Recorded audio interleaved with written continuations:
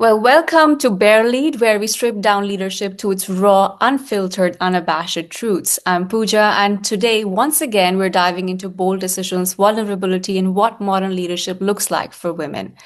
The topic we're going to be diving into can safely be considered the mothership of corporate leadership, which is stewardship. And my guest today is Julia, and I can't wait for all of you to hear more about her leadership journey. So, first of all, welcome, Julia, to BareLead. And if you could please introduce a little bit about yourself for our listeners. Hi, good morning. Lovely to meet you. Obviously, lovely to being here, and I'm excited for this conversation. As you've already said, my name is Julia. I am VP for marketing for one of the leading German fashion brands. I've been in the industry for over 15 years. I started my journey in PR back in the days in New York, the golden times, and have moved on through different stations. I've been working in publishing and finally kind of like landed at the brand side, which I'm absolutely not mad about. That's an amazing trajectory and journey so far, Julia. I also want to kind of understand, it's one thing to kind of grow as an individual contributor, and it's one thing to also switch into leadership. So could you share a little bit about your journey and how you arrived at leadership in your particular field? I think I will have to go all the way back because I'm the oldest of five children. So very naturally, I think I grew up being, some sort of mentor and feeling very close to, having to lead or leading by example and really wanting to do that. In my school years, I've always been kind of like the spokesperson for the class. So I feel like I've naturally gravitated towards being also perceived as a leader or being also perceived as a bit of an opinion leader.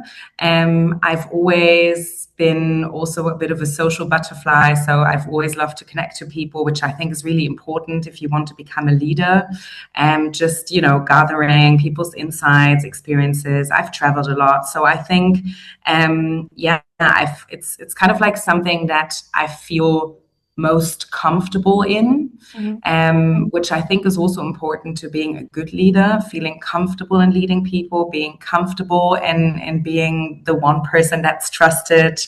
My friends always rely on me when it comes to traveling, organizing things, etc., etc. I'm normally always the person they refer to as the one that's organizing things. So I guess like in all kinds of like stages in my life, it's been just something that I have very much embraced. And I think being able to, nurturing and nourishing that and getting to really use that in my professional life, I think is a great privilege. I will say that I have really worked hard and gone out of my way in order to become also quite a young leader. So the first time I managed people was at the age of 21, and I was managing an editorial team of 20 people. And also back then, like my bosses at the time just trusted me with that task. And I thought, I don't want to disappoint them. I felt majorly uncomfortable. I thought, oh my God, what are people going to think? This young person, why would she have that knowledge? But I think leadership is really about intuition as well. It's about knowing yourself, but also, knowing how to get to know others. And I think, in the end, just trying things and testing your boundaries is what, eventually makes you a great leader, learning from the things you do wrong, but also learning from people around you, asking for feedback, challenging yourself and doing all of that and really, learn from experiences that you make. Right. And I was kind of stuck on the 21 because that's an age where people can barely manage themselves and you manage a team. And I think, the fact that you've been a natural leader all throughout and the person that people default to, it just feels like you're in an extension of your natural self, which is what, shows through also in the answer that you just shared. So help me understand a little bit, because you've always been the person who kind of takes care of something beyond yourself. So what does stewardship really mean to you when you're responsible for global brands with a lot of heritage and a lot of legacy and a lot of history? Well, I think stewardship in a way is very much anchored in kind of like protection, right? I think seeing things from a personal lens and feeling more as almost kind of like a custodian, as Yeah. if you are protecting something that is yours, I think, and that matters to you. I think if you have to, stewardship in something you don't really have a tangent with is probably quite difficult. I'm not saying it's impossible, but I think you have to be emotionally invested into something to become a good person to be a custodian, but also to protect and yeah, almost kind of like nurture something, not in the short term, but always looking at the long term. Yeah. And I think protection also comes with, you know, not necessarily being risk averse, but also, challenging the people, the organization, yourself from time to time in order to also grow. Because I think being the custodian of a legacy or of a brand means that you have to ensure that that place grows, and sometimes you have to push it out there into the storm, knowing that it will be fine, right? And trusting in the process of growth. But I think, yeah, that's super important. I think also, looking at the anchor that something has for me is stewardship, but then also kind of like honoring the anchor while ensuring that there is evolving around it. Yeah, and I think what you mentioned is a very delicate dance, right? There is brand equity on one side and there's growth on the other side, because at the end of the day, a business is in business for profit making. So from your perspective and the space you're in, it is a balance that you probably live every day. So how do you protect that equity while still being pushed for targets and growth? That's a good question. I think also a good question for the time and space we're in right now. I think very different to pre-COVID times, also during COVID times. I think 2025, 2026 and onwards are the years where we have commercial pressure, especially in the fashion industry. We can see the trends of, people wanting to purchase something going down. So I think, you know, like being out there doing amazing things to create brand awareness is not enough. Mm. And I think this time makes also brand equity almost the most important thing to look at. Because to me, ensuring quarterly growth while protecting brand equity, I'm just repeating the question in my head because it's obviously two kind of like, it's almost kind of like a juxtaposition of things. Yeah. Um, but then also one doesn't exist without the other. So they're also, I think, in a way, cross-pollinating each other. I think, for me, what's important, especially for the brand that I work in now, is to really create consistency Mhm. and to make everyone that is in your working orbit understand or have the same understanding of what brand equity is. Yeah. I think it goes very fast that people talk about brand equity and it's different things for different departments, even for different stakeholders within the same department. So I think creating a sense of unique brand equity that everyone has as their pinnacle understanding of brand equity is super important to create consistency across all channels, right? Especially B2C. And I think then it's really about frequency as well. I do believe that we see a lot of brands out there that have this one big moment for them, Mm. and maybe they are not actually utilizing that moment to make their consumers understand what brand equity is. But I also think it's very hard to do that in one moment. I think you really need to create a frequency in the way you communicate to consumers out there in order to also make your consumers have the same understanding of that brand equity, maybe in different words, maybe with different emotional connect. But I think that's really important. And then with frequency comes, storytelling, building emotional connection. But I think, protecting your brand equity in a way that you think about it with everything you do. Does this, is this in line with how we see brand equity in the space where we're working at.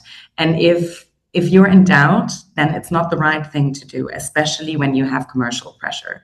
Because I think now is the time to really make sure that everything kind of like pays into building your brand equity. Because in the end, that's the strongest pillar to sustainably grow a brand.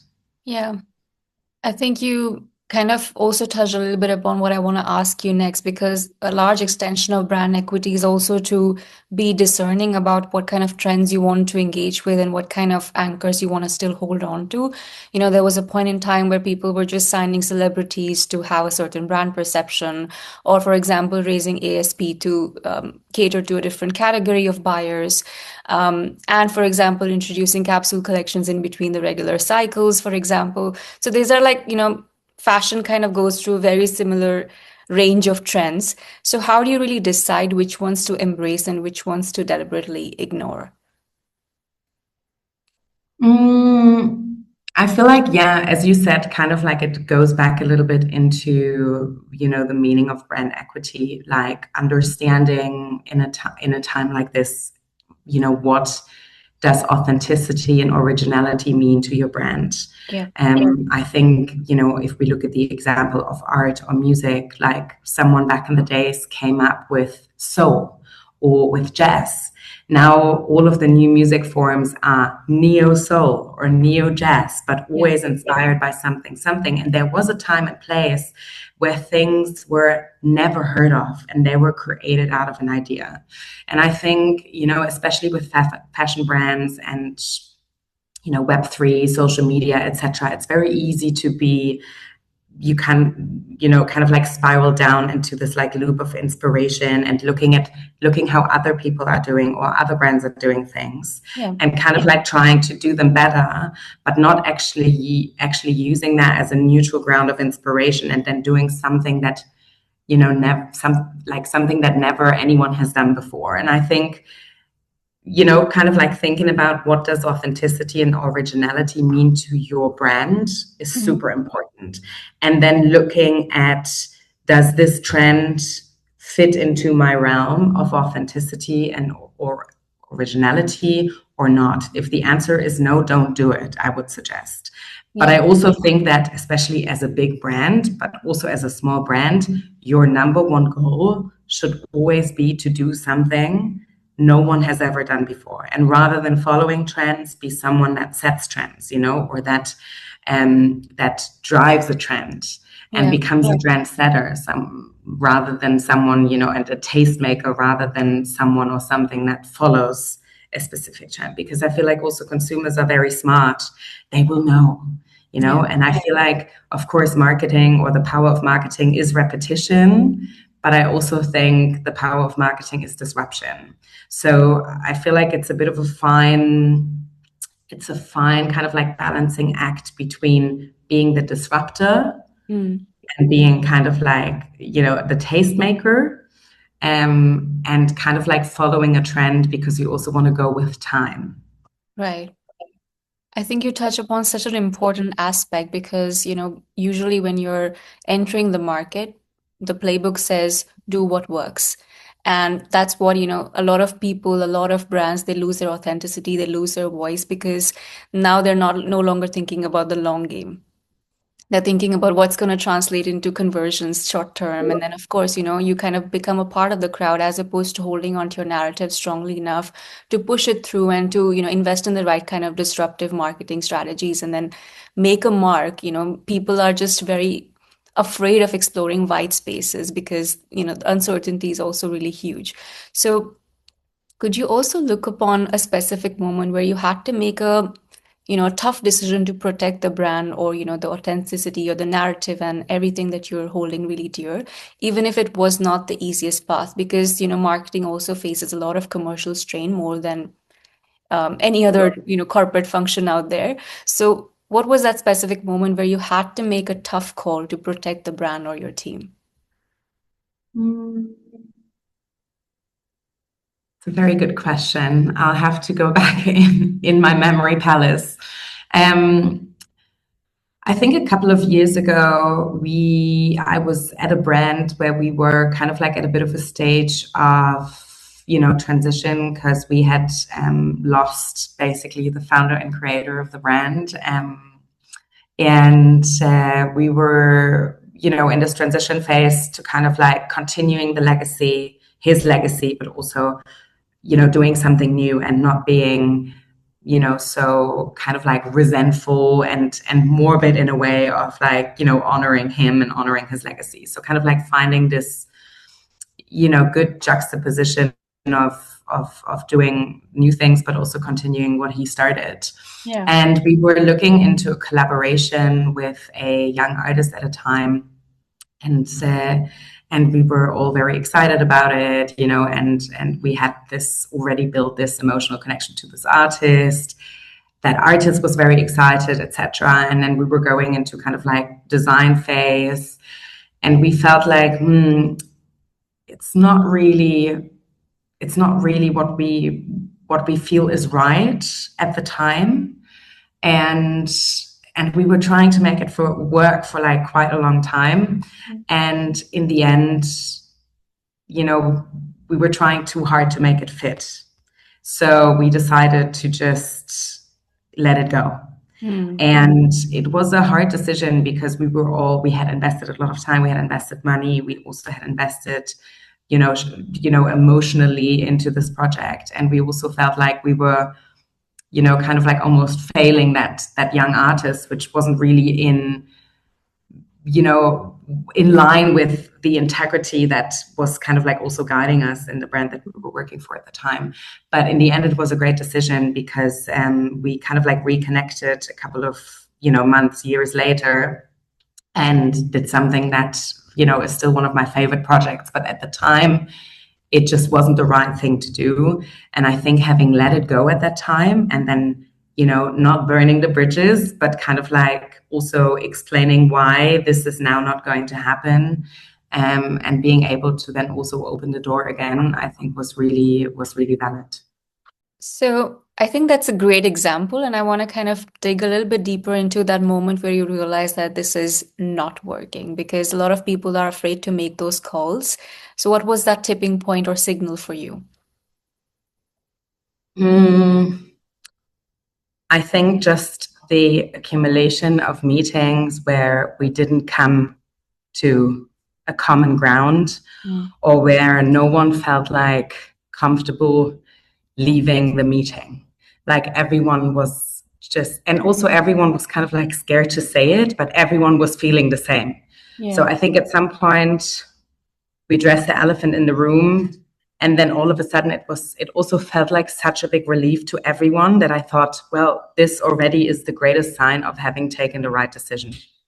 Yeah, 100%. Thanks so much. That was very evidently not the right fit at the time. So thank you. And looking back, Julia, what's one lesson from your leadership journey that you wish you could share with anyone aspiring to lead in this industry? Because it is a maze, it's hard to figure out fashion industry as a whole, and leadership in fashion is another ball game. So what's that one piece of advice you could share with somebody aspiring?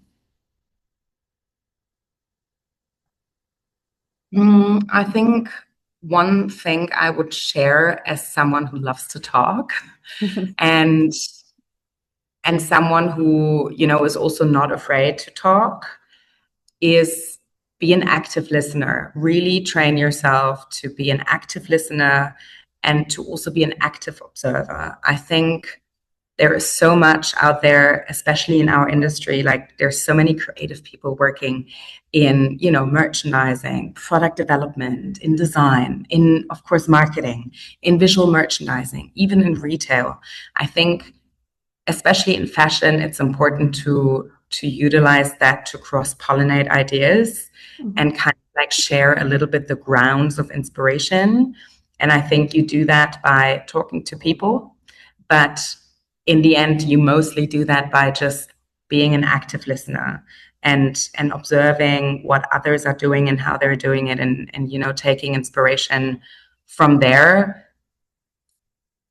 Yeah, I think there is a great book from Marshall Rosenberg called Nonviolent Communication, which is kind of like a little bit my shining guide throughout my leadership journey. And I've recommended this book to everyone, but I think one of the main takeaways from this book also is be an active listener. Try and not judge, try and be kind of like as neutral as possible, but most importantly, listen actively. Yeah. I think that's practical, grounded advice, because at this point in time, what I've noticed across the board is that people want to talk, and everybody wants to talk. Nobody wants to listen. And I think what happens is that the depth of ideas and depth of conversations kind of lowers significantly if nobody's listening. So thank you for that advice. And thank you also for sharing your journey so far and all the insights. I think they were very helpful. And if there is any closing thought that you'd want to leave the listeners with, please feel free to share it now. Well, I would say, get out there, speak to people, try and find new sources, disruptive sources of inspiration, make them talk to you, ask them questions, and listen to them actively. Wonderful, wonderful. Thank you so much, Julia. And thank you everyone for tuning into BareLead today. If you love this conversation, you can follow or subscribe or leave us a review on Spotify or Apple Music or where you're watching us right now. I'm Pooja, and I'll see you next time for more raw, stripped down leadership truths. And until then, keep it real.